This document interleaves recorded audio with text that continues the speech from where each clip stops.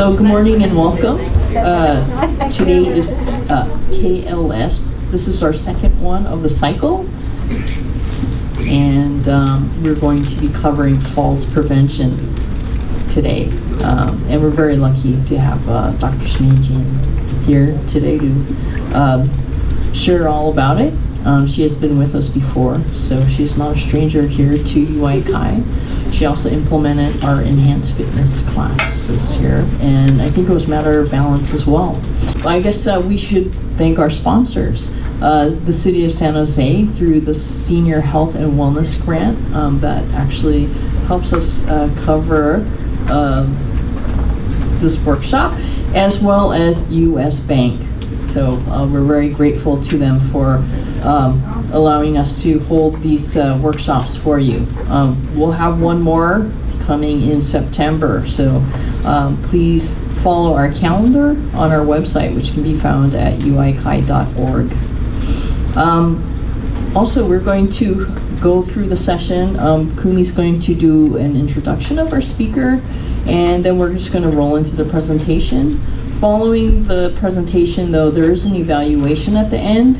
If you would be so kind to please answer all the questions, as this is actually needed in our reporting back to our funders.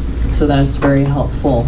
And there also will be a Q&A available, but I'll let Dr. Semerjian explain how she would like to cover that. So right now I'll have, this is Kumi, our nurse, and also our KLS, or Kenko Living Series Coordinator. And she is actually arranging all of these workshops. So this is Kumi. Please welcome her. Thank you.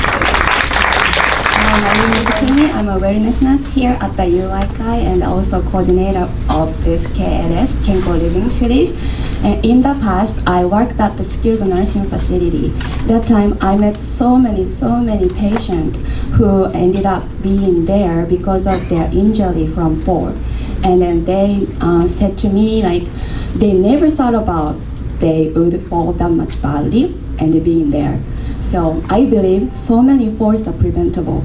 And I'm so very happy to introduce our special speaker today.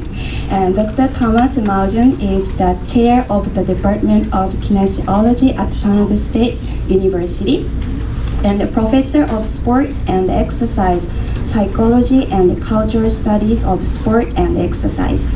She earned a double major from the University of California at the Berkeley in psychology and human biodynamics. Dr. Semerjian continued with her study at the University of Iowa, receiving both her master's and doctorate degrees there in health, leisure, and sports studies, with an emphasis in sports psychology as well as earning the certificate in aging studies. Her research has included work with older adults, individuals with spinal cord injury, and transgender athletes.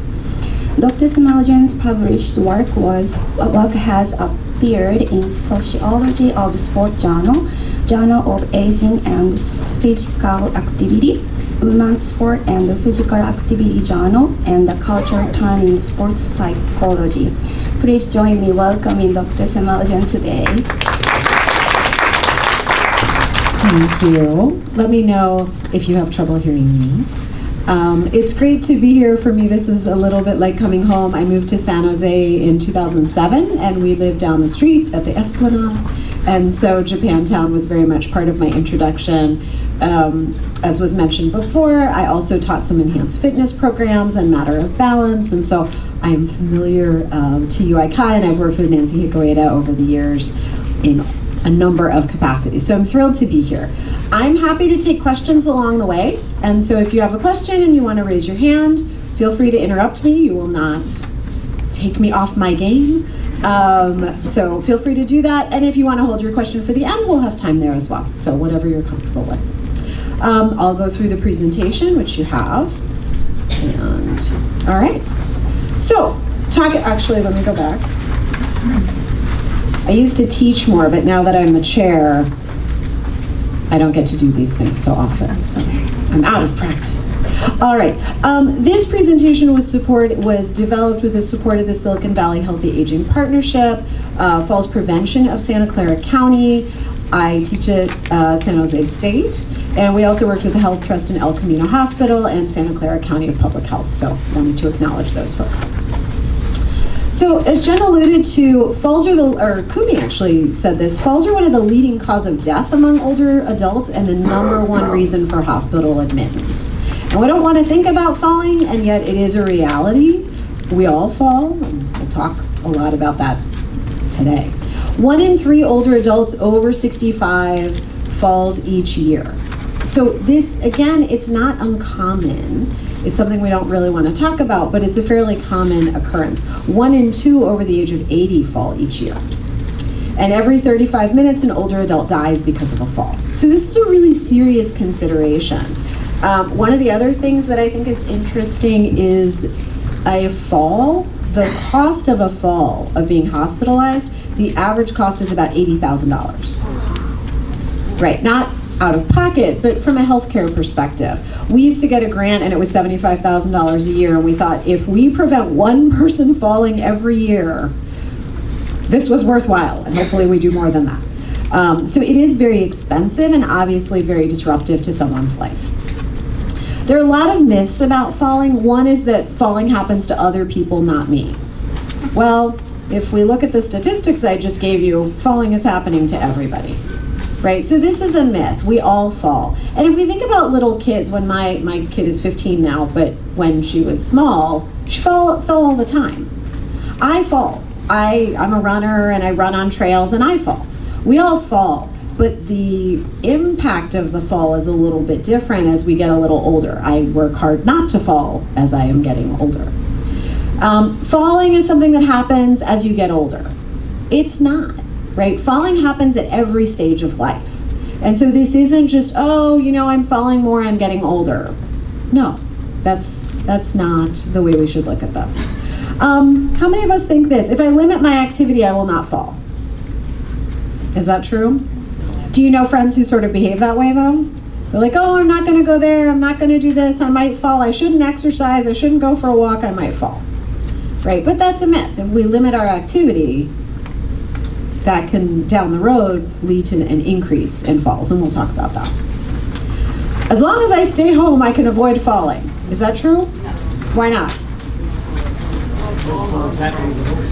We can fall at home and most homes. Most falls happen in the home. Exactly. I don't need to do this talk. You all can do this. All right. Muscle strength and flexibility cannot be regained. Do we ever hear that? Like, oh, I've gotten older, I'm not going to get any stronger. Is that true? No. And even into our 80s and 90s, we can increase our strength and increase our flexibility. So really, it's never too late to take steps. Taking medication doesn't increase my risk of fall. Is that true? No, why not? The brain has a body. What can the medication do? Why is that? We get dizzy, right? So for many medications, dizziness is a side effect. How many people are on blood pressure medication? What happens when you stand up suddenly?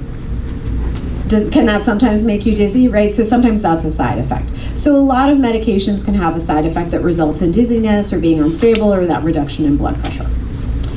I don't need to get my vision checked every year. Are you all getting your vision checked every year? Good. No. Should we? Why is that a problem? Why is that a myth? Our vision can change year over year, right? And if we can't see something, and we'll talk more about vision, that'll be a big thing we talk about. Using a cane or a walker will make me more dependent, so I don't want to use a cane or a walker. Is that true? Why not? It balances you out a little. It helps balance you out. I did see some canes here. Why do we have our canes or our walkers? Keep you from falling. It keeps us from falling, it keeps us stable, and actually can give us more independence and more confidence because it keeps us safer. Right? Do you have friends who are like, I'm not using my cane? Right? Or my favorite is, I am only using my cane at home, or I only use my cane when I go out. Have we heard that? Yeah. right? I don't want anyone to see I'm using my cane. Or the furniture surfing at home. It's great, right? I can make it to this couch, to that table, right? I don't need to talk to my healthcare provider if I'm concerned about falling. I don't want to alarm them. I want to keep my independence. Do you ever hear this?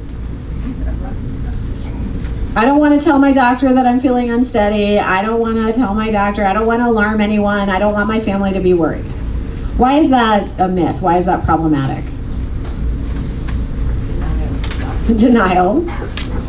Wishful thinking. There was a good comment, but I didn't quite hear it. Sometimes we need help. We need to tell our doctor that something's going on. So maybe we do have use of a cane, of a walker, changing our medication. We should never accept that aging is the reason that we fall, that this is a normal part of aging. It's not. It's not. I don't want to talk to my parent, spouse, or other older adult if I'm concerned about their risk of falling. It will hurt their feelings and it's none of my business. Is that true? No. Have you been there when someone's fallen? Yes. It is your problem. It becomes your problem very rapidly, Yes. right? We want to show that we care about others, and again, to sort of normalize this. This is a thing that we can talk about. Falling is common, so we need to talk about it and take steps to reduce our risk. All right. Are you at risk of fall? Are you 65 or older? Count how many of these are true for you. Do you take 4 or more medications? Have you fallen in the last year? How's your vision? Has it been more than a year since you've had your eyes examined? I know we have a yes up here. Has your fear of falling impacted your daily activities? Do you have difficulty rising from a chair without using your arms? Are you reluctant to ask for assistance with challenging activities? And do you occasionally support yourself using furniture and fixtures? If you answered yes to 2 or more of those questions, you're at risk for a fall. I think that might be everyone in the room, right? Including me.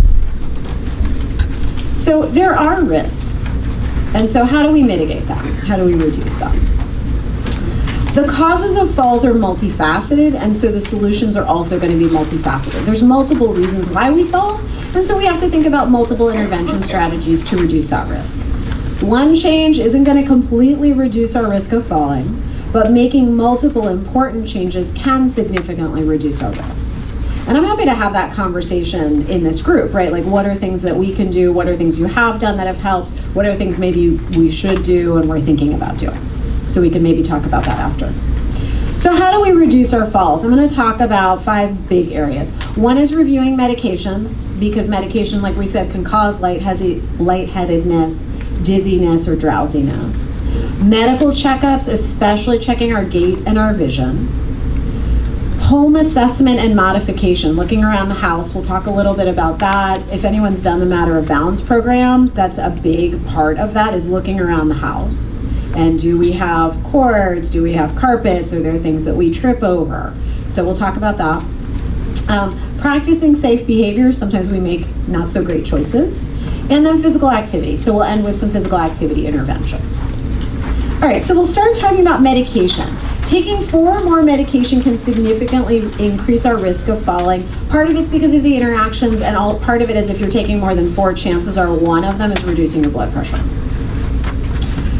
You always want to keep an updated list of medications, including over-the-counter and herbal medications. So sometimes we're taking holistic medicines, we're taking vitamins, we're taking supplements, we're using a tea or herbal something. Make sure that when you go to the pharmacist, when you go to your doctor, you have a complete list, right? And sometimes we have lots of different things, and our endocrinologist knows that we're doing this, and our cardiovascular doctor knows that we're doing this, but maybe they don't have a complete picture. So we want to make sure we have an updated list of medications.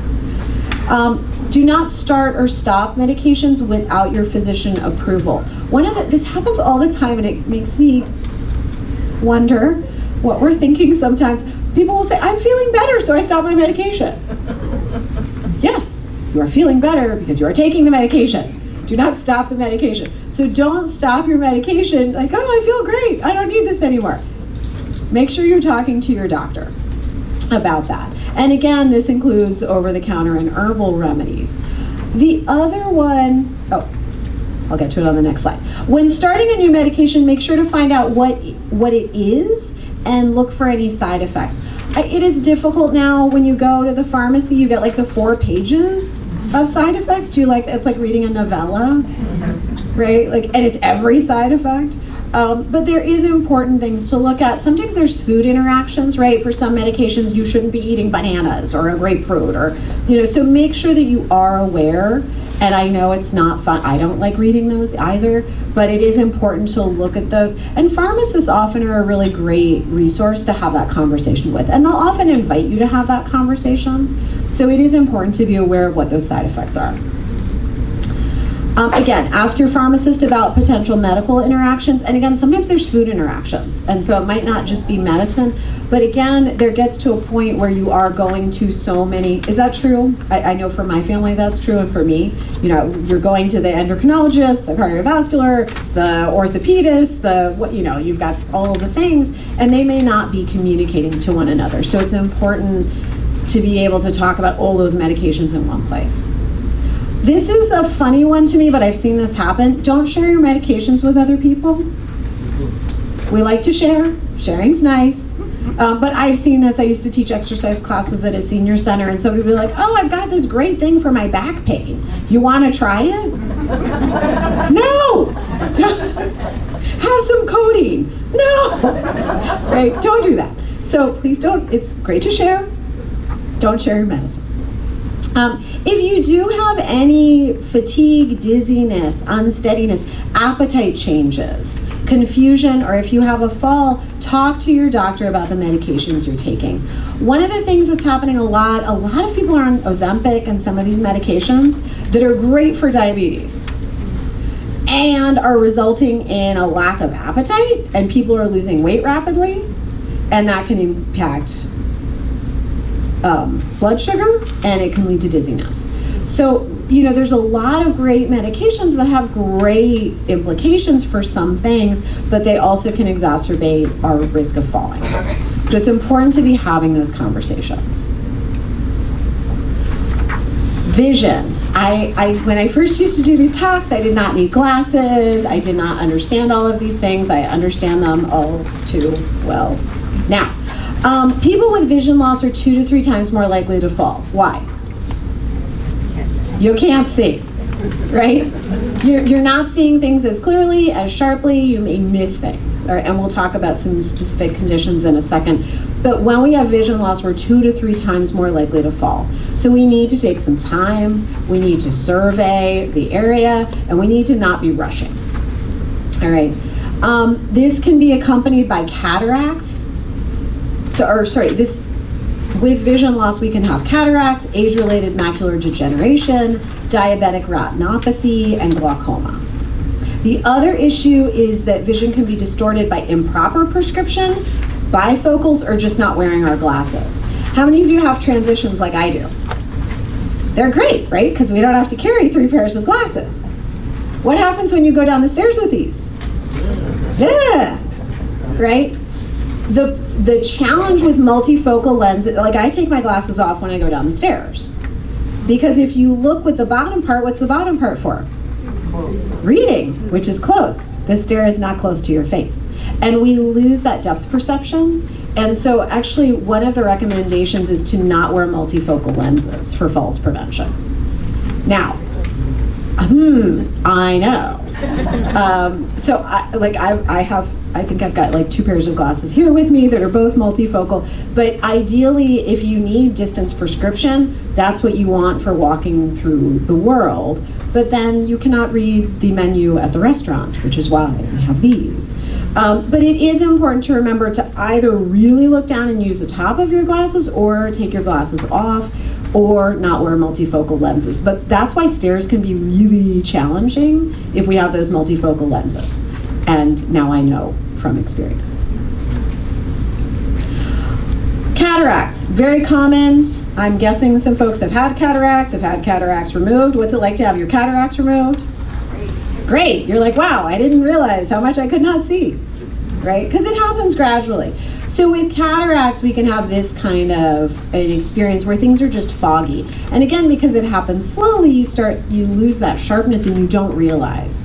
And then if you're able to have that surgery, it's like, wow. So cataracts are something that sometimes can be corrected. Macular degeneration is really challenging. With macular degeneration, often what we lose is that vision right in the center. And so we can't really see what we're looking at. And that's obviously going to present lots of challenges, but one of them is falling because we can't sort of see where we're moving to as well as we would like. Diabetic retinopathy, we get this sort of splotchy effect. And so we can see some things, not others. And again, when we're losing that information, when we're moving, it's going to increase our risk of fall. Glaucoma is something that's progressive. So, and I always like this picture because you can see how much you miss, right? In that first picture, you can see like, okay, there's a bus. Oh, there's people. Oh, there's lots of people. So we lose that peripheral vision over time. And again, when we're moving, when we don't see that something's coming our way, we're surprised, we may get jostled. And so if we have these conditions, we need to take time, make sure that we're scanning the area, and maybe have some assistance, maybe have somebody walking with us. All right, questions about vision or anything? I'm gonna bop through and then we can have a conversation. Postural hypotension. And this is where, and I kind of mentioned this earlier, where blood pressure drops too low when standing. And this affects, the result is it is because of a reduction in blood flow to the brain, and that makes some people dizzy. Okay. You can ask your healthcare provider to do a test. We used to talk about this in Matter of Balance. One kind of at-home check that you can do safely is if you're laying on your bed and you sit up suddenly. Don't go off the edge, just sit up suddenly. If that's making you dizzy, you may have postural hypertension. All right, so you always want to make sure to stand up slowly and use an assistive device. The challenge with this is, when do we get up suddenly from our bed? At night, when we need to go to the bathroom, which may be accompanied by some urgency, right? And what we want to do, ideally, is to sit at the edge of the bed and pump your feet about 10 times. And that will get your blood flow circulating. It also just gives you a minute, like it gives you a check, and then stand up, see how you're feeling, and then move. So I'm gonna move over here. Can you hear me? Okay. I have a teacher voice. And just pumping your feet like this on the edge of the bed. And that will just get the blood flow going, both feet. And that will help you get your blood flow going. Yes? Physical therapist told me to do it lying in bed. Just kick the covers open, raise your leg up, and do the same exercise. Yeah, that's that's even better as a good first step. And then maybe also if you're still feeling it when you sit up. Yeah, but you're trying to get that blood flow back to your brain. Okay. All right, home assessment. We talked about the house being a place where falls happen. 50% of falls happen in the home. And the number one place is the bathroom. Why? It's slippery, it's steamy, it's wet, right? And we might get a little dizzy I like a hot shower, so if we like a hot shower, we might get a little bit dizzy, but it's a place where things are wet and slippery. And it's a horrible place to fall because hard surfaces, ridges, everything is hard in there. And there's a lot of corners, right? So the edge of the bathtub, the edge of the vanity, but it is the most common place where we fall. Sometimes it's off the toilet, sometimes it's coming out of the bath, sometimes if you have my child, there's a big pool of water. Lots of things can happen in there. Stairs are another one. Why stairs? Because they're stairs, we can miss a step, we might have the vision issue. And if we have any muscle weakness, that can be an issue. How should we go down the stairs? Carefully. Okay, carefully. Do some of you have one side that's stronger than the other? Okay. I always fall up the stairs because I'm going too fast. Do other people fall up the stairs? Is anyone with me? The up the stairs fallers? Or I got my toe caught on the ledge. A few years ago, I discovered I had to concentrate on going upstairs because I wasn't picking up my feet high enough. Yes, that's what I do. I'm also short, so I have to work harder. Yes, so if we don't pick up our feet, we can get our toe caught and we fall. Now, falling when you're going up the stairs, a lot of times you can catch yourself. You really don't want to fall going down the stairs, but really we don't want to fall. So if we have a side that's weaker, which leg should we lead with going up? Your stronger leg or your weaker leg? You all can do this talk. You do not need me. Thank you very much. Yes, so going up your stronger leg, this is not a great metaphor, but it helps me remember this. We go up to heaven using the good leg. It helps me remember. If it helps you, great. If not, don't worry about it. But using your stronger leg going up, what about going down? Your weaker leg, so the bad leg down. I don't understand that, because if you go down with the weaker leg, it would collapse on you. So here's why. Because the harder part of going down the stairs is when you are shifting weight.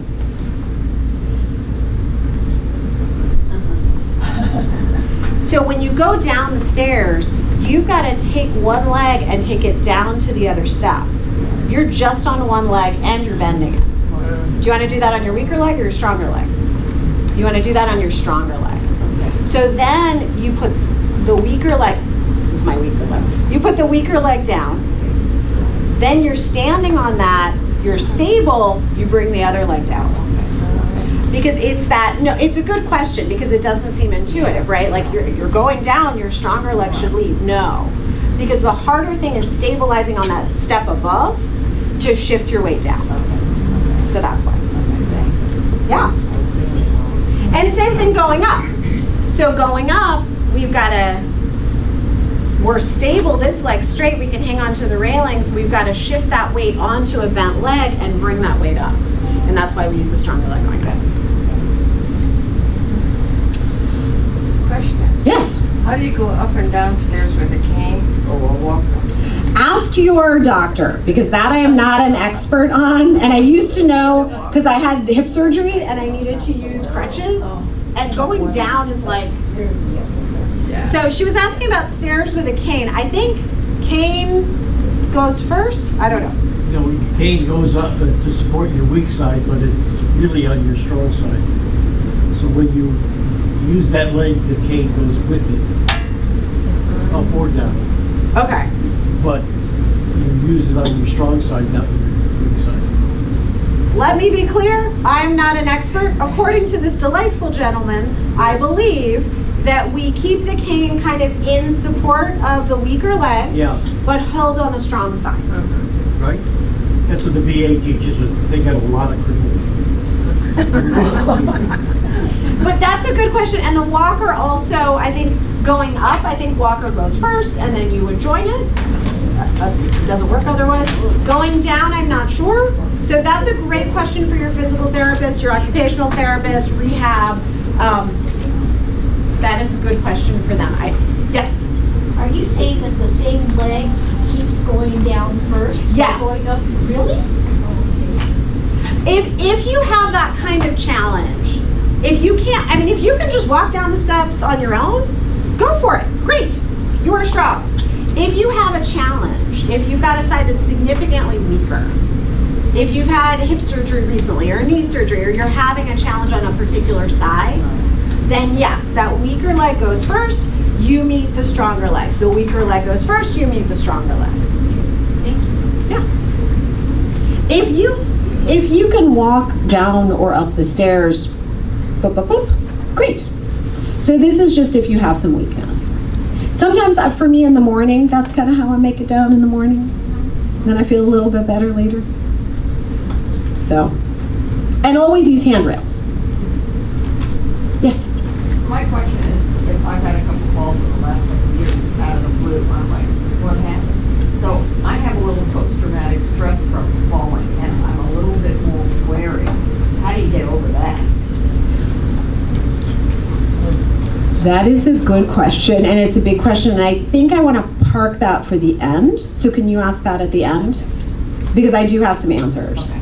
But you're sort of bracing, and that's not a great response either. So, okay.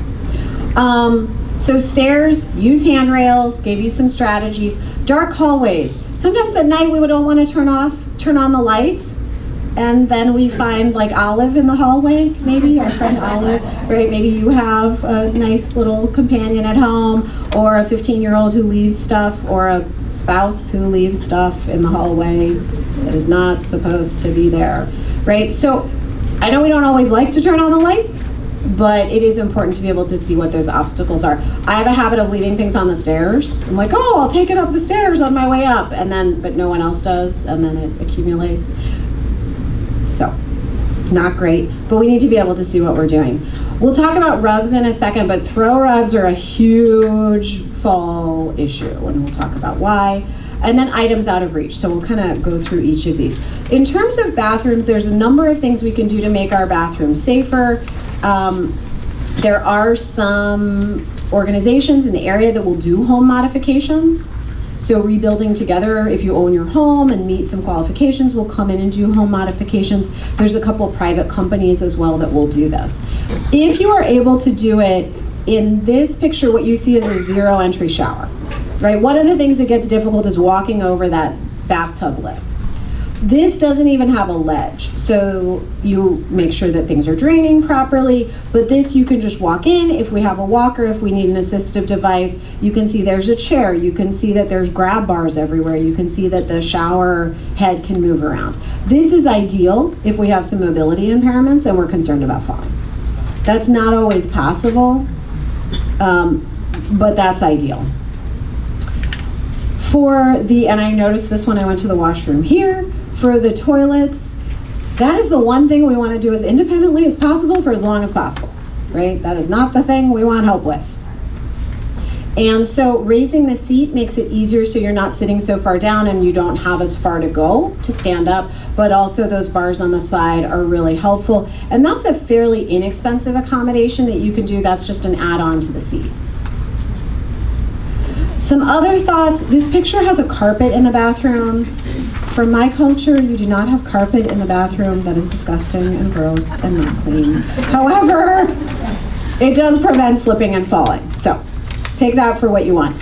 Having a non-skid tub bottom, if you buy a modern bathtub, most of them have that texture on the bottom, but a lot of the older enamel tubs are like, wee, right? It's nice and smooth. And so you can do some appliques, or you can get those mats. The mats sometimes can also create a falls hazard if they buckle and you get your toe stuck under there. And so the non-skid appliques, they're sort of stickers that you put on the bottom that have that texture. That is a good solution so that we're not sliding. Because again, we're we're cleaning our feet, or there's soap in the shower and we slide. Grab bars are one of the most important things that we can do in the bathroom. So, questions about bathroom safety? The bathroom is also the one place that you do want to have some kind of a mat so that we don't have that slippery surface. And ideally it will have a non-skid backing, right? And most of you are doing this anyway, but a non-skid back and something absorbent on the top, and just make sure that that is lying flat. But that is a place where you do want the rug on the ground.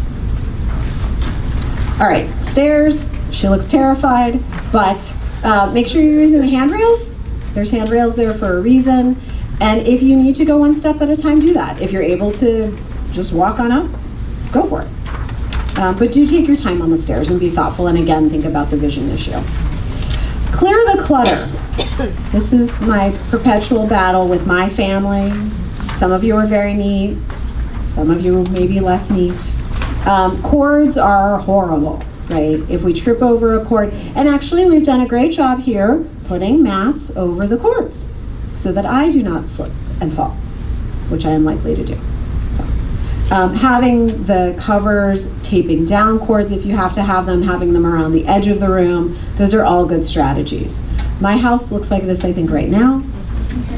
We have a place to put the shoes. There's room for the shoes. This is not a picture of my house, but it could be.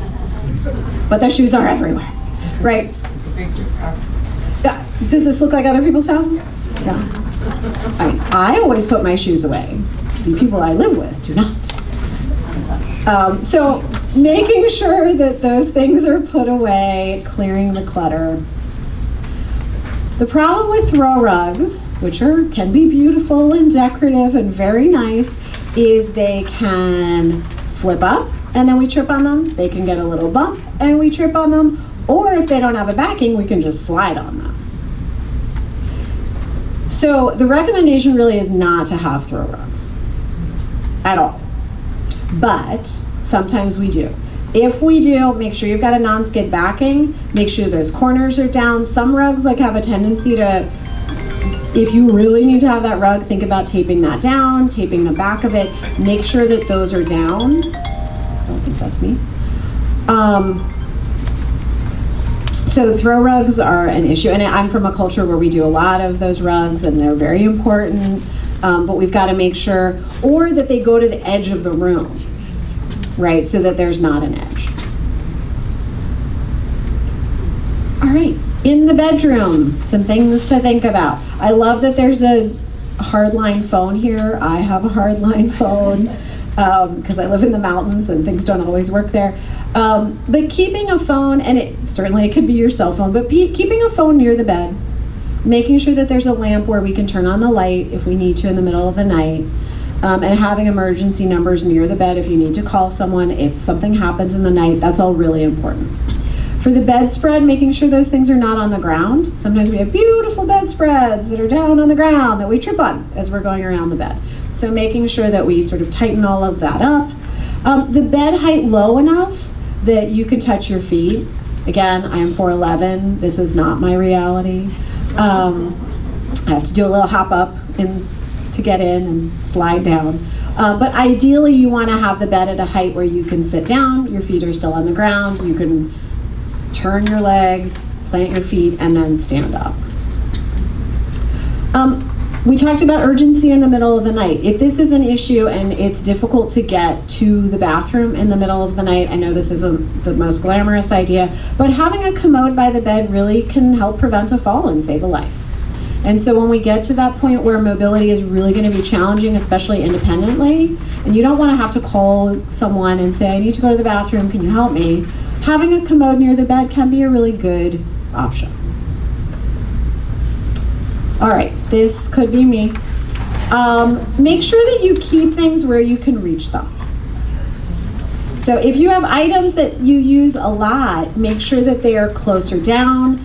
A grab, do any of you have those grabby things? Those are great for cereal boxes, for things that they're not great for heavy things, but they are great for lighter things that if they fall, it's not the end of the world. But those the grabbers can be very, very helpful. If you're going to stand on something, make sure that all the legs are on the ground, make sure that it's stable. Do not stand on a chair with wheels or something with wheels. Having a step stool can be very helpful. You laugh. My office, I only had chairs with wheels for the longest time. I'm like, so don't do that, right? Don't do what I do. I now have a step stool with 2 steps. That's been very helpful. So make sure if it's something you use a lot, sometimes going real far down can also be really hard. Right, so the things that we use a lot, make sure that we keep them in a place that is accessible and easy to get to. All right, some other thoughts about home safety. Lighting is really important. Night lights are critical. Some of us really like to sleep in darkness, and there's a lot of reasons to do that. There are motion sensor night lights, and those are great if you put them near where your feet land, and this depends on where your outlets are and all those things. There are also beds now, you can do LED lighting under the bed. And so it can be lit under the bed so it's on the ground and it's not so disruptive. So lighting is really, really important. Pets are delightful. Many of you love Olive. You may not see Olive again after I leave today because she might come with me. But having pets is great. Pets are also a really high fall hazard. So I don't know if you have pets, you're doing dishes, you turn around and you discover that your delightful pet has parked themselves behind your legs and you trip. Or they come barreling down a hallway. So having bells on the pets to alert us to where they are can be really, really helpful. We've talked about steps and being thoughtful about that. And practice safe behaviors. Have you ever run for the phone? You're like, oh, the phone is ringing. We have voicemail. We have caller ID. We will call them back. Okay? You know, if you're that worried, keep the phone on yourself. But we don't need to rush. We don't need to run. We don't need to do those things. Take your time. If you miss the bus, you miss the bus. If you miss the thing, you miss the thing. Right? So just being thoughtful. Somebody was talking about like now I'm falling out of the blue. My father's partner has fallen on the curbs in parking lots multiple times now. Does anyone, you know what I'm talking about? There's the curb and you're walking along and you don't see it. And again, it's the vision, it's the multifocal glasses, it's, you know, any number of things. And those are terrible falls. You're on asphalt or you're gonna fall on a car. Those are not great. And so it's taking our time, it's assessing where we are and just being thoughtful. Night vision. Night vision's a huge challenge. Yeah. I don't, yes. Well, you wouldn't bother you, but it just bothers me. It's starting to bother me, but yes. More driving. Okay. But yeah, those bright lights in the dark and that contrast, right? So if it's dark, if we're out at night. So again, taking our time, and that's where taking someone's arm, right? Getting support from someone else, having someone else there, those are great strategies. All right, so sort of summarizing, using the lights, proper clothing is another one. Sometimes we may have pants that are a little too long or a robe that we like that's too long. Again, for me, long things can be an issue. I've just started cutting things. Like do I need to hem my pajama pants? I do not. Maybe you all are better at sewing than I am. I mean, I can sew, but it takes time. So making sure that we're wearing proper clothing. Wearing shoes in good condition is another big thing. If you can slip into your shoes, you can slip out of your shoes. So really think about the shoes that you're wearing, that they're in good condition, that they have good support. You don't want to twist your ankle. You don't want to be sliding out of your shoe. Use assistive devices. We've sort of talked about that. Making sure that if you've been prescribed a cane or a walker, that you're using it, and not just at home or not just out, but all the time. Bells on pets, I mentioned earlier, using handrails in bathrooms and on steps, and using night lights. This is a reminder to wear appropriate shoes. So again, if you can slide in, you can slide out. And sometimes we do trip out of those shoes. So a lot of you are wearing great, I'm looking out, I see great appropriate footwear, but be thoughtful about that too. This kind of gets to your question about I have fear, what do I do? Don't be afraid to ask for help, right? If I'm anxious in a situation, maybe I do want to take your arm. Maybe I do want a friend with me. I'm worried I'm going to get jostled if you go. Some of you might like going to sporting events. And, it's crowded and there's people and no one's going to see me. And ask for help. Go with a friend. So not being afraid to ask for help, and that's with medical professionals, that's with our family and friends, that's in a particular situation. Even if we're out and about, a lot of people are willing to help, right? So if you're out, maybe you're alone and you say, excuse me, I'm a little nervous about this, could I have a hand? Could you just kind of look out for me here, right? And I think most people would say yes. Learn to admit when it's not safe for you to do something and ask for help. So instead of pushing, instead of extending to a point where we're unsafe, ask for help. Tell the doctor if something's bothering you and expect them to do something. Aging is not an excuse. And this makes me mad because doctors say this, oh, you're getting old. No, I'm telling you that is an unacceptable answer. Do not accept that. This isn't, oh, you're getting old, these things happen. No, absolutely not. Aging is not an excuse. There is always support that you can get. Falling is not a normal part of aging. Falling is part of life, but as we get older, the consequences are more significant. And so we just need to be a little bit more thoughtful. But it's not normal to start falling more because we're older. And so please don't accept that from your doctors. Find a new doctor. I know it's not that easy. So when you get a little bit up there and you're still flexible, is there a proper way, if you think you're going to fall and you go, oh gosh, I think I'm going to fall, is there a proper way to fall without really hurting yourself that much? Yes. So there are programs, and I don't know of any in this area that actually do help you prepare for falling.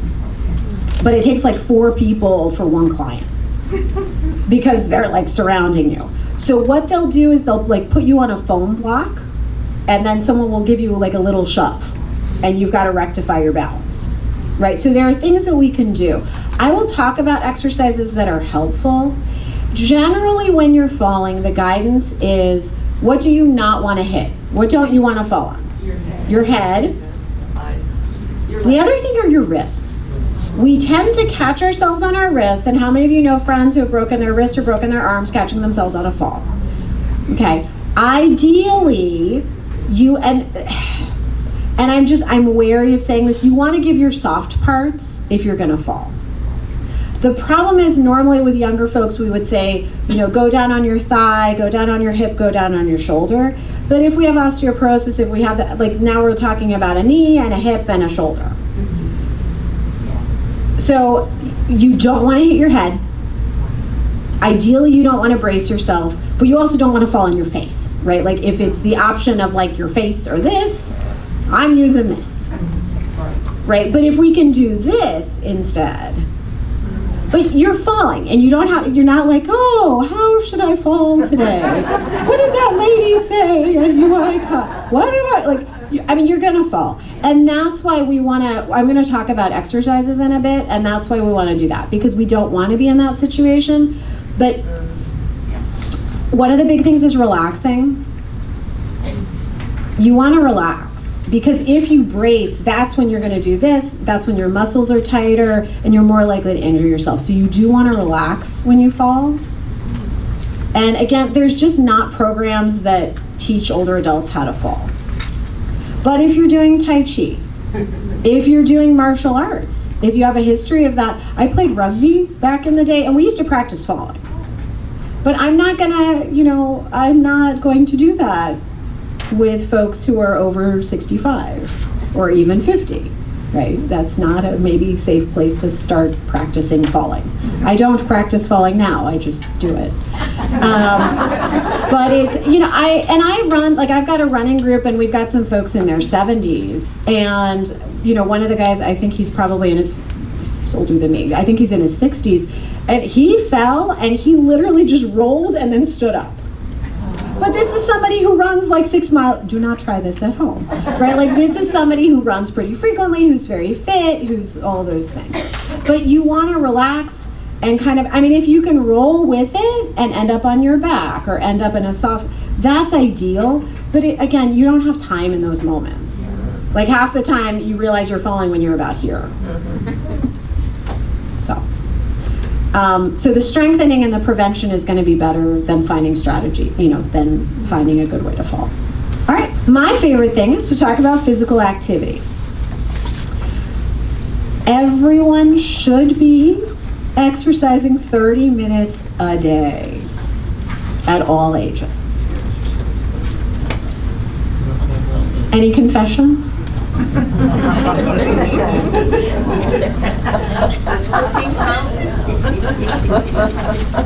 I wish. Does it help if you just think about it for 30 minutes?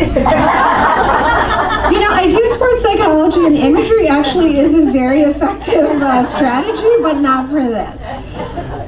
I think when we think about exercise, we're like, ugh, we're gonna get tired, we're gonna get sweaty, it's exhausting.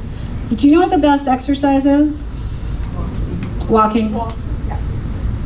Can you walk 30 minutes a day? Yeah. You don't have to do it all at the same time either. So you could do 10 minutes 3 times a day. That's fine. Right?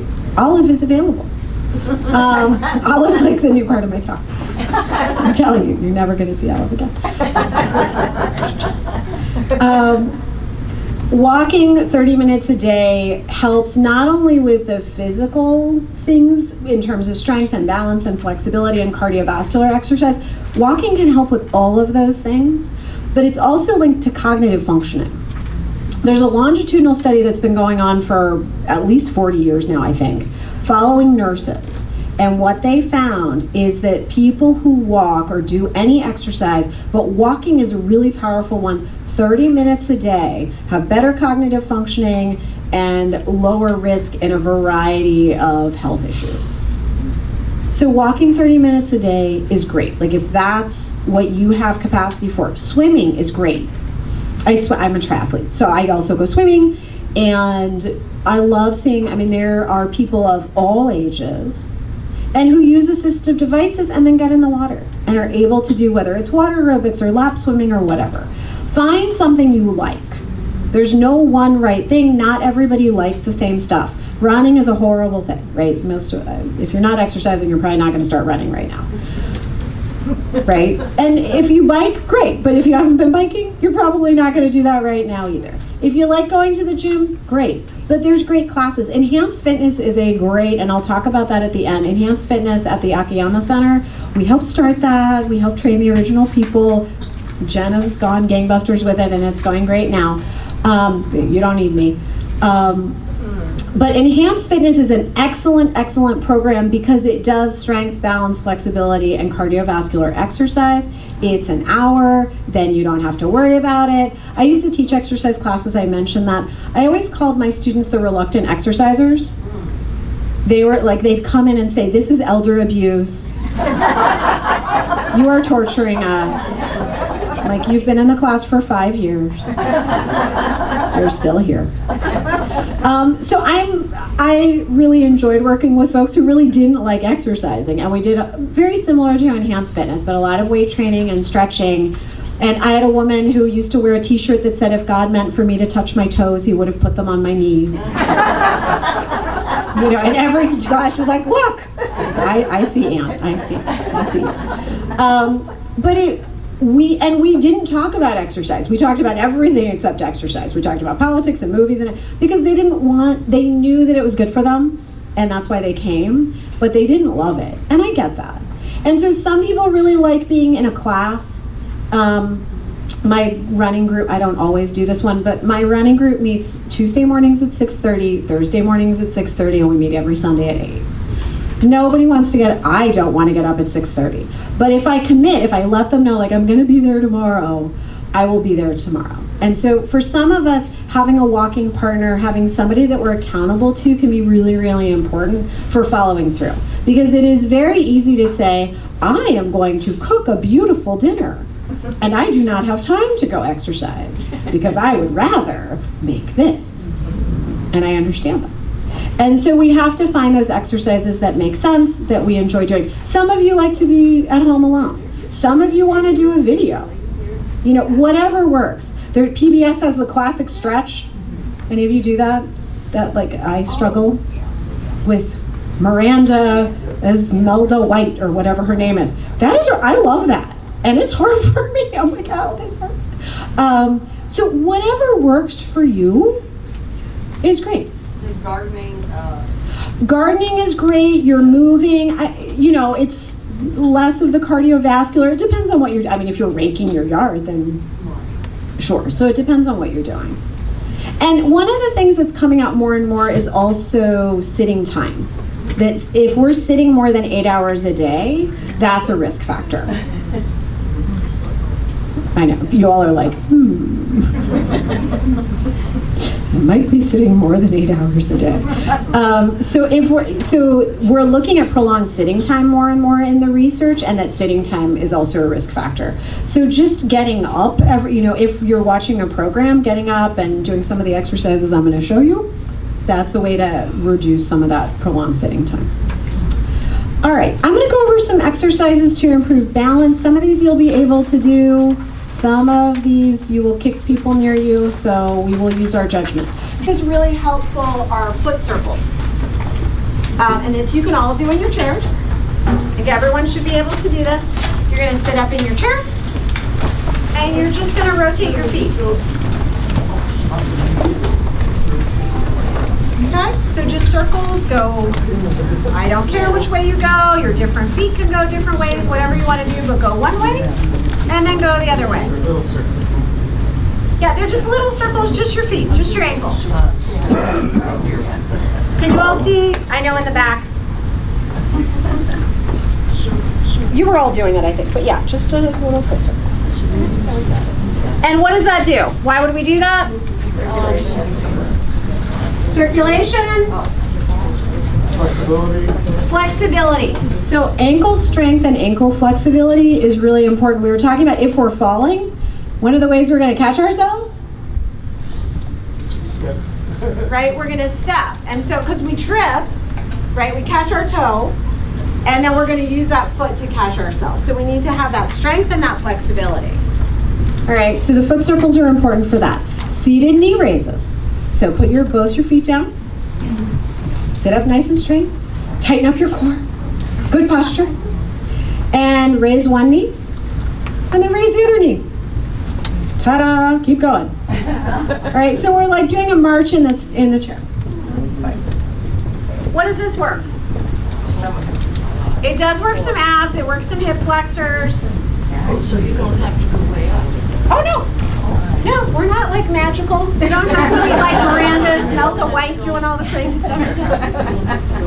No, we're not going, no, just as much as you can. So it's some leg strengthening, some hip flexor, and we're working on some core and some posture things. It's a seated march. What I don't want to see, and I am seeing a little bit of, is this. Okay, where some of you are like, so just, if you're just coming up here, that's fine. Right? Whatever you're comfortable with, but you do want to keep this. Good. I'm making it difficult on our camera person. I'm going to continue to do them. Seated leg extensions. This is going to be harder to do in the chair, but this is where the front row can do this. The rest of you maybe not. Just extend that leg out. Okay? And this we're going to stay on one side. Okay? So we'll do like 10 on one side. And if you put your hand on your lap, what are you feeling?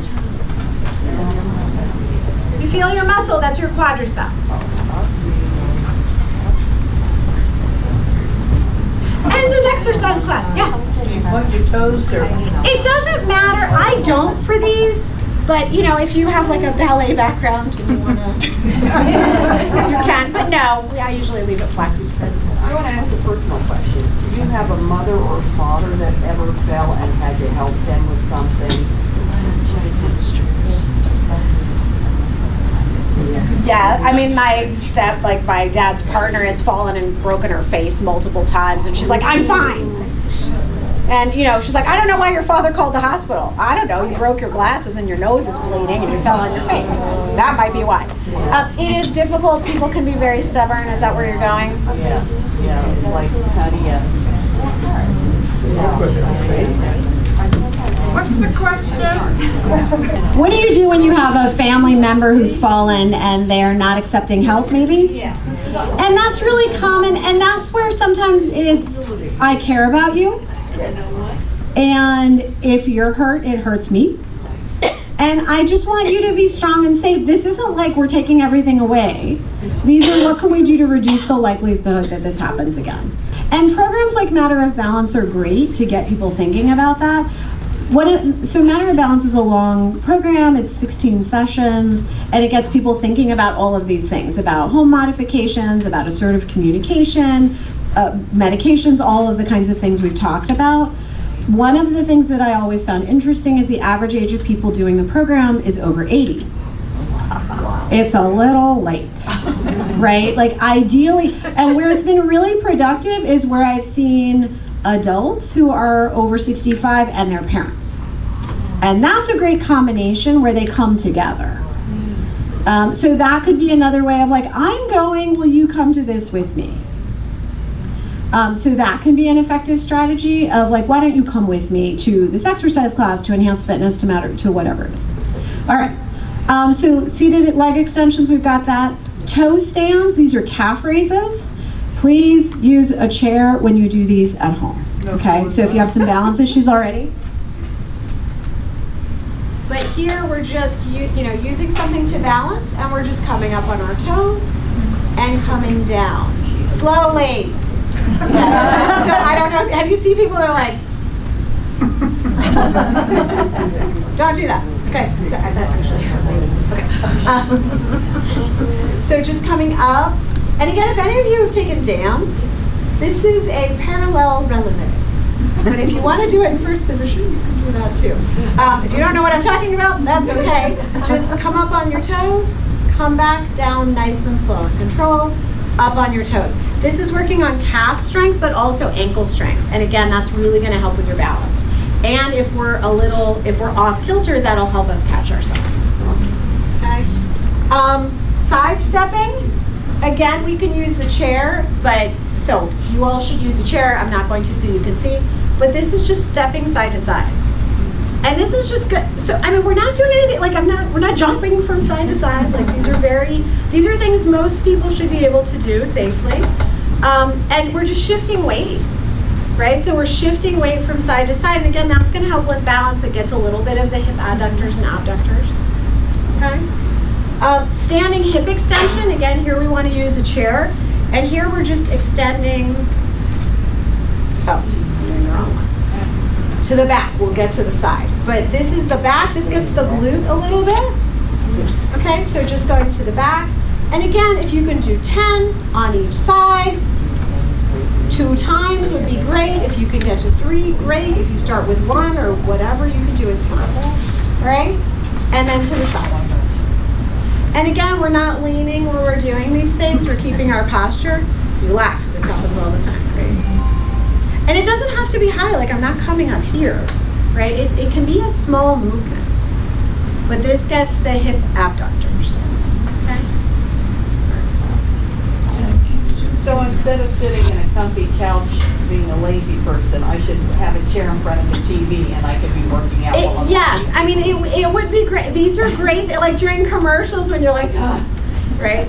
Maybe we don't have commercials anymore depending on what we're watching. But yes, these are great things to do while watching television or, even washing dishes if you're really good at balancing. Sit to stand, this is one of the best predictors of falls. Is if you can get up and out of a chair without using your hands, and can you do this? We usually do it timed, but for an exercise, I just want you to practice. If you need to use arms to begin with, that's fine. If you're in a walker and you need a cane, that's fine. But this is the best predictor of getting off the toilet, getting off the chair, getting off the couch, and not needing assistance. Okay, so can you do this 10 times? And maybe right now you can't, and that's okay. Right? But this is a very good exercise that most of us should be able to do. And the last one is the heel cord stretch. And this is, again, working on ankle flexibility. So here, and I'll come into the middle so people can see. But we have one leg in the front, that leg is bent. The leg in the back is straight. And we're driving our heel into the ground and then leaning forward. Okay, so that you feel that along the back of the leg and along the ankle. So I'll come back here if that's helpful. Some of you are doing it because you don't need me. So front leg bent, back leg straight, weight to the back. So can I ask you a question about before when you said you should be able to get up like this, which I cannot do? That's okay. So why is that? Is it because my muscles have atrophied? What is happening? It could be flexibility, but generally it's going to be about muscle strength. Muscle strength.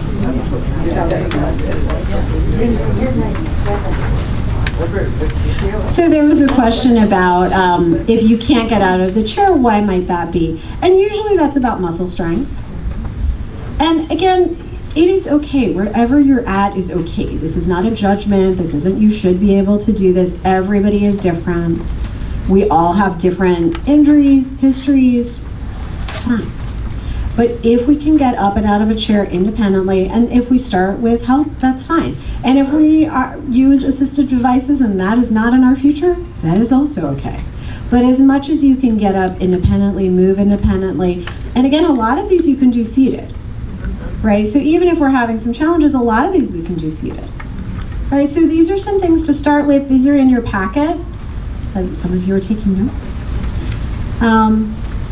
So those are some of the exercises.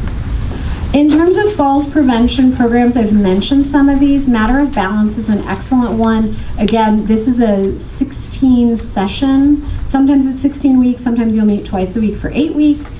It's a pretty intensive program, but it has really good outcomes in terms of reducing the risk of falling, because it's all of the things we talked about, but like 2 hours each, right? So talking about vision, talking about medication, and then there is an exercise component as part of that program. And yes?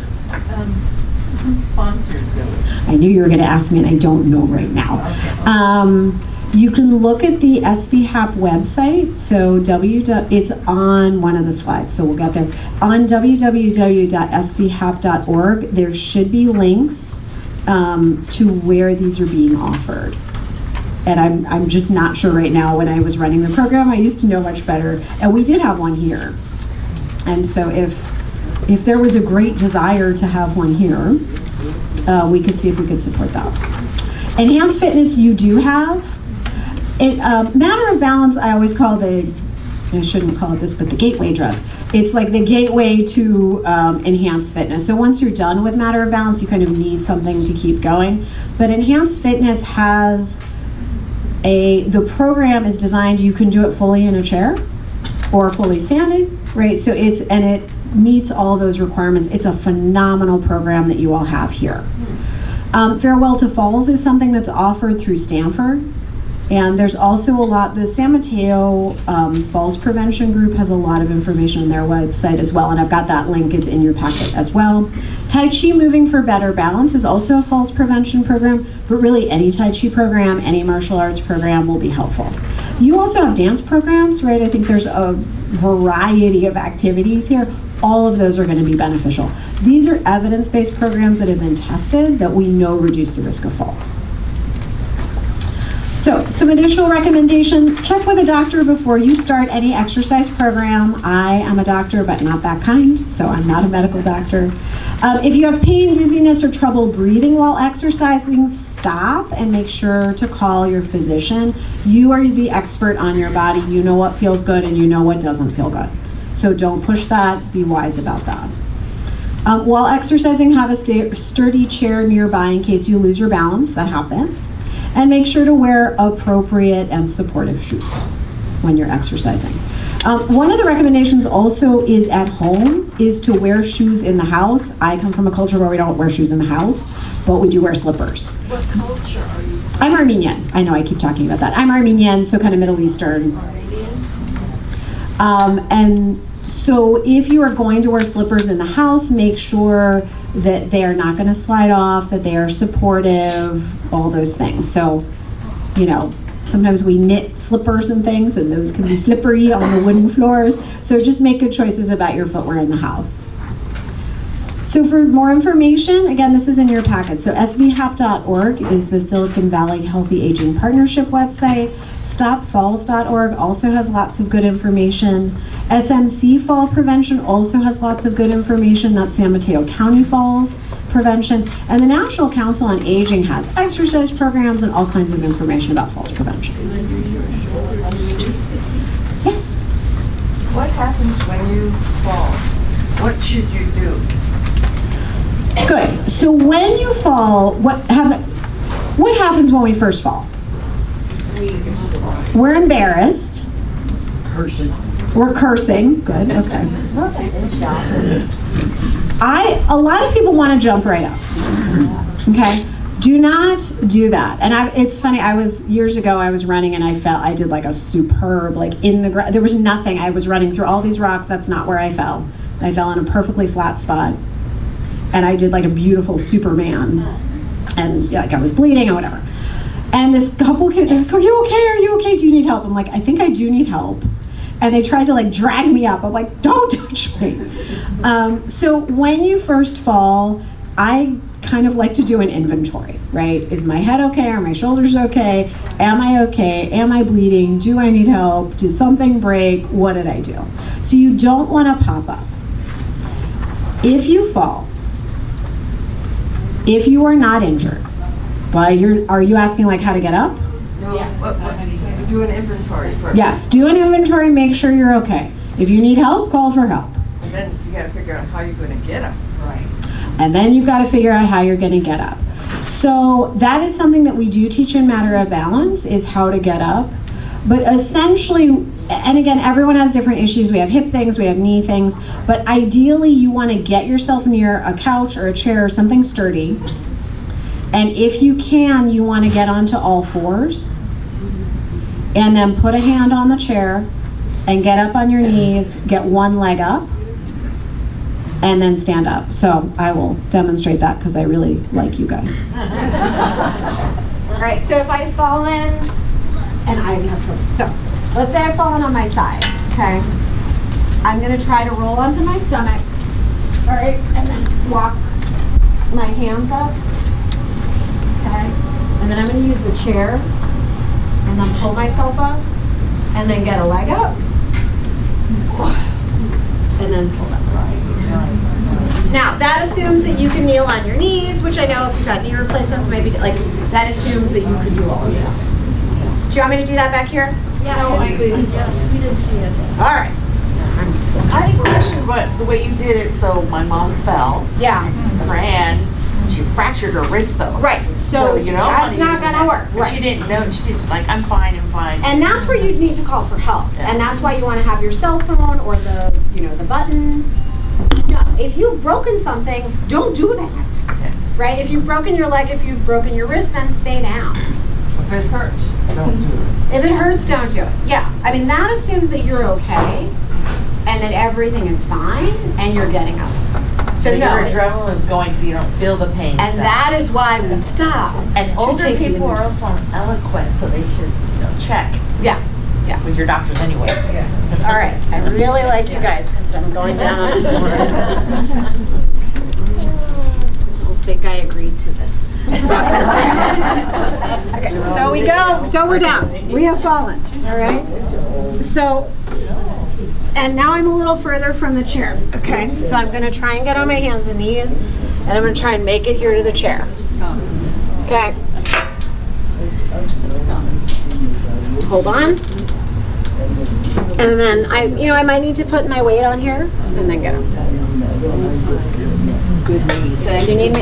Actually, I don't have good. I've had knee surgery. Show us how to do it back. I cannot.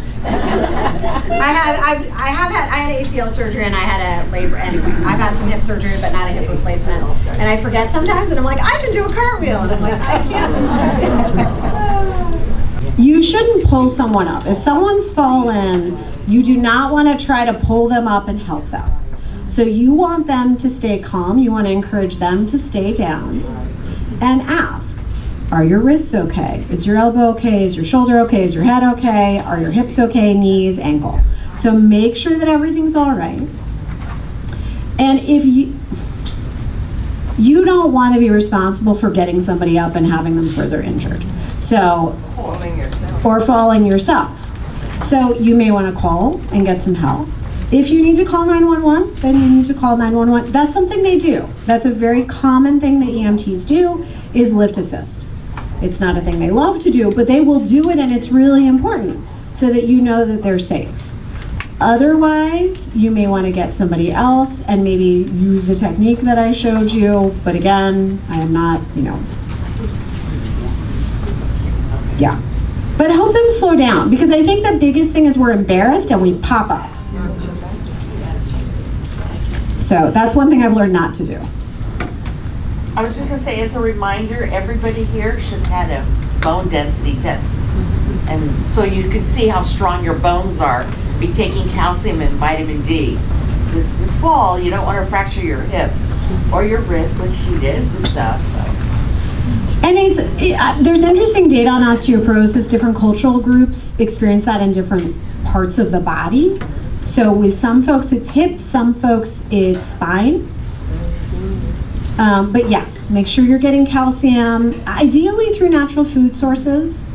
And vitamin D and E are really important as well. And broccoli is a great source of calcium, kale, so it doesn't have to just be dairy products. There are vegetables and other things that can help you get calcium. When you fall down, you shouldn't try to get up right away. And when you are you're standing up, you have to check your knees and elbows one by one. Yes. And if you really hurt, for example, your elbows, oops, then I shouldn't move. Then you call, or the other person around you is going to call 911. Is that the perfect way, or? That is correct, yes. Okay. Yeah, no, that's great. So again, when you fall, take an inventory, and if you need to call for help, call for help, and if you need to call 911, call 911. Okay. Yes. When I used to work with elderly in their home alone, Mhm. number one thing I should tell them, if you fall, first thing you do is breathe, calm yourself. Yes. And then, try to do an inventory.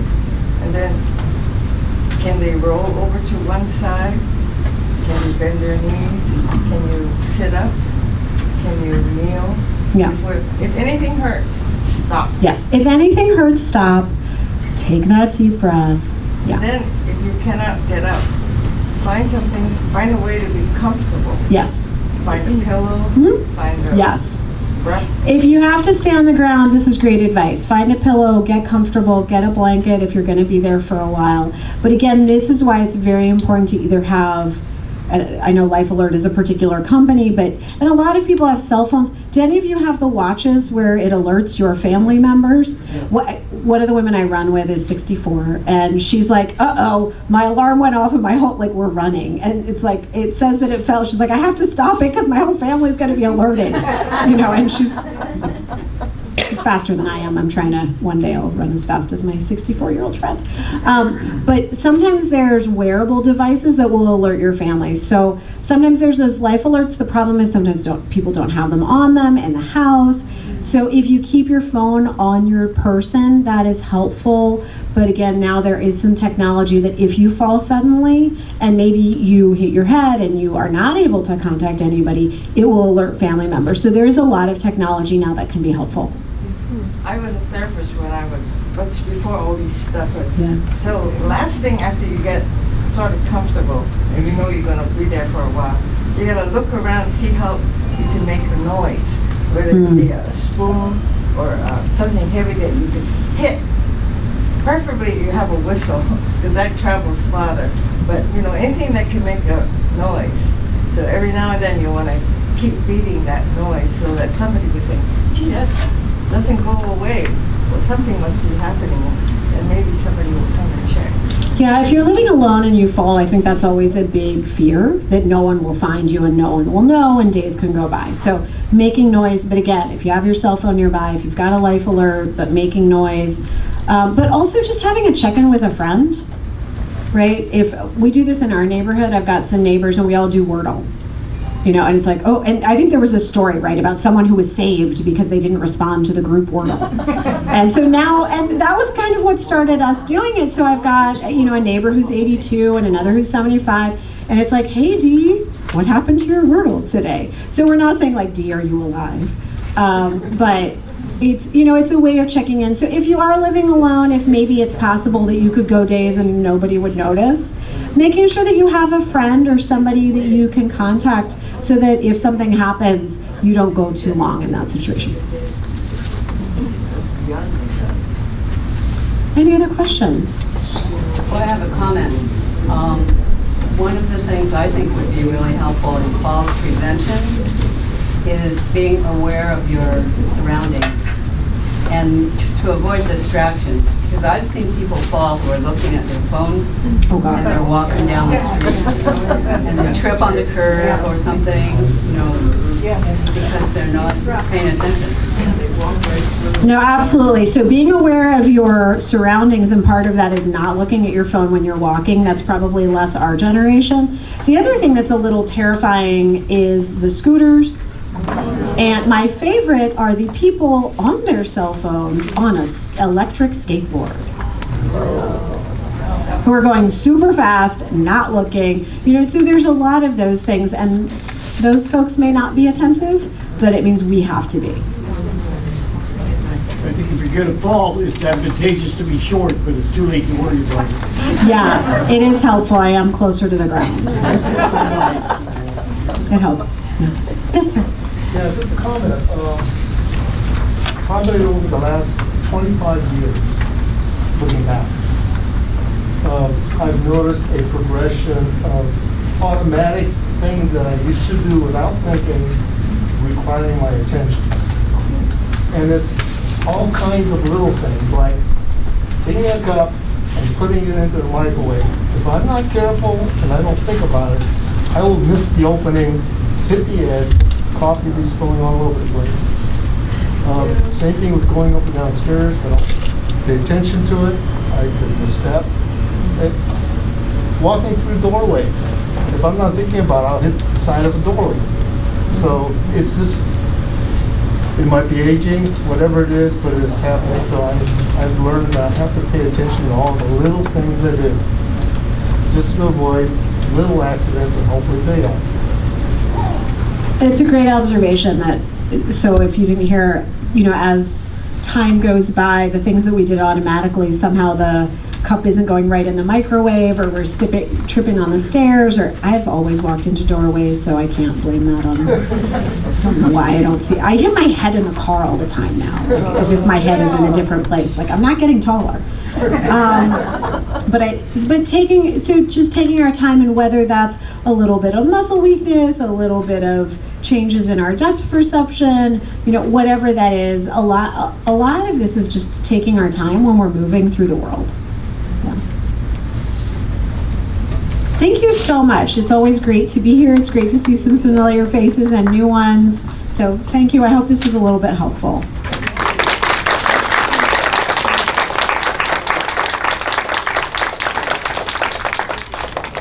Everyone, in the packet there is a color paper.